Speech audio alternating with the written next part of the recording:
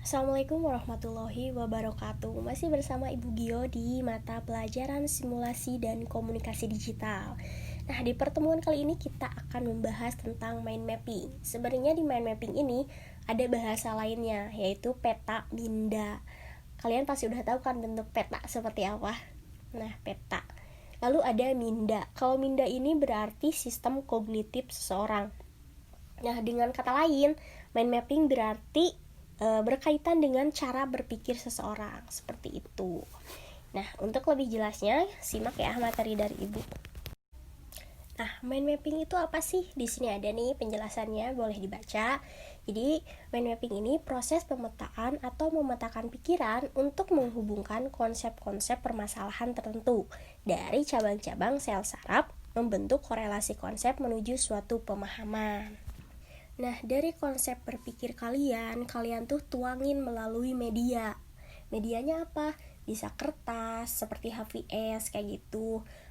Bisa memakai di kertas karton, atau bisa juga di program komputer seperti itu, kayak Microsoft Word, CorelDRAW, atau mungkin Photoshop. Nah, konsep kalian yang hasil kalian berpikir, kalian tuangin ke media-media tersebut. Dengan cara apa? Dengan menggunakan bentuk, gambar, warna, atau mungkin dengan animasi yang kalian sukai, tergantung kreativitas kalian. Nah, sehingga nanti konsep kalian tuh bisa menghasilkan gambaran langsung dari konsep kalian. Jadi kalian membuat konsep tersebut itu bisa menggambarkan secara langsung apa yang ada di pikiran kalian. Seperti dengan kata lain, berarti mind mapping itu memvisualisasikan apa yang ada di pikiran kalian ke dalam sebuah media, seperti itu. Selanjutnya ada jenis-jenis mind mapping. Nah, mind mapping ini ada 3 jenis. Yang pertama ada mind map silabus. Mind map silabus ini adalah jenis mind mapping yang membantu memberikan gambaran tentang apa yang akan dipelajari. Jadi biasanya kalau mind map silabus ini dipakai oleh tenaga pengajar seperti guru atau dosen untuk rencana pembelajaran mata kuliah atau mata pelajaran yang diajarkan.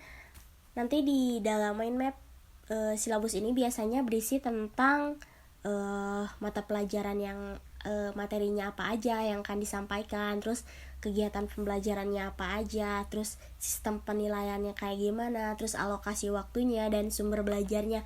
Nah, biasanya seperti itu jika dipakai oleh tenaga pengajar seperti dosen atau guru. Contohnya di sini ada silabus fisika. Nah, contohnya di sini ada silabus fisika. Nah, di fisika ini nanti buku acuannya dari mana, terus materinya apa aja, atau bisa lihat websitenya di mana aja, terus dosennya siapa aja atau gurunya siapa aja. Nah, biasanya seperti itu di mind map silabus. Selanjutnya ada mind map bab. Nah, biasanya mind mapping bab ini digunakan oleh siswa atau mahasiswa untuk meringkas apa yang sudah dipelajari sebelumnya. Misal, contohnya di gambar ini ada mind map kimia. Nah, misal kalian tuh udah belajar kimia. Nah, di kimia kalian belajar apa aja nih? Ada kecepatan reaksi, ada ikatan kimia, ada sistem periodik, ada struktur atom. Seperti itu. Namun, di mind map bab ini hanya ditulis poin-poin pentingnya saja, seperti subjudulnya aja. Misal yang di kimia ini nih ada kecepatan reaksi, udah judulnya aja kayak gitu. Jadi untuk mengingat subjudul yang ada di materi pelajaran kalian. Selanjutnya ada mind map paragraf. Kalau tadi di mind map bab itu cuma menuliskan poin pentingnya saja, nah, kalau di mind map paragraf ini kalian juga harus menuliskan penjelasannya. Jadi emang mind map ini dapat memberikan informasi secara lengkap, karena selain bisa melihat ringkasan dari setiap babnya, juga bisa mengetahui detail penjelasannya. Contohnya ada di gambar seperti ini. Contohnya di sini ada tema utamanya genre. Jadi di sini ada tema turunannya, misal target audiens. Nah, target audiens penjelasannya kayak gimana. Terus ada editing teknik penjelasannya kayak gimana. Kan lebih mengerti dengan mind map paragraf ini daripada mind map bab. Hanya saja memang dalam pengerjaannya itu cukup memakan waktu karena kita harus menambahkan penjelasannya. Berbeda dengan mind map bab yang hanya dituliskannya itu cuma poin pentingnya saja, seperti itu. Selanjutnya ada manfaat dari mind mapping. Yang pertama, mind mapping bisa meningkatkan daya ingat. Yang kedua, mind mapping dapat memusatkan perhatian. Yang ketiga, mind mapping mengaktifkan seluruh bagian otak. Dan yang terakhir, mind mapping bisa membuat materi yang sudah kita pelajari lebih mudah dipahami, seperti itu. Lalu selanjutnya, yang harus kalian perhatikan dalam pembuatan mind mapping. Yang pertama, tema utama itu harus terletak di tengah-tengah. Jadi, misalnya kita sedang mempelajari kimia yang tadi. Kita akan membuat silabus kimia. Jadi, tulisan kimianya itu harus ada di tengah-tengahnya, kayak gitu. Terus yang kedua, memiliki tema turunan. Kalau tema turunan tuh yang ada di pinggir-pinggirnya, cabang-cabangnya.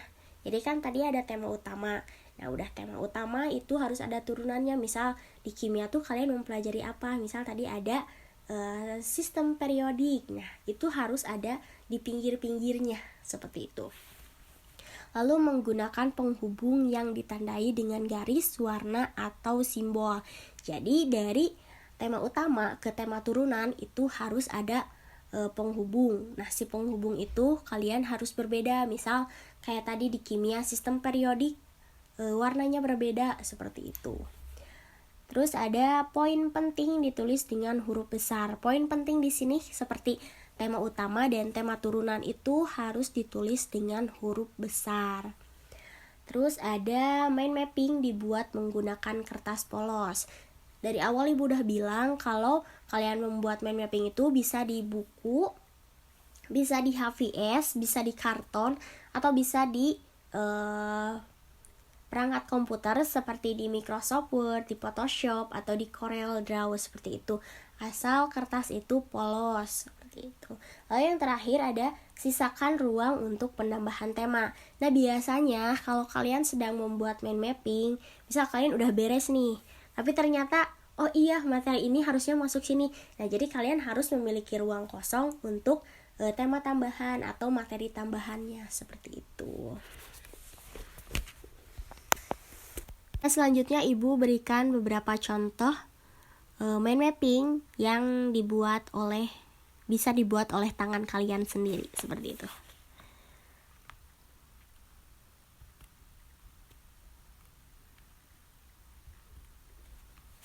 Dan selesai. Terima kasih kepada para murid yang sudah mengikuti kelas simulasi dan komunikasi digital hari ini bersama Ibu Giovanni. Untuk tugas akan dikirim via Classroom. Dan sampai jumpa di minggu depan.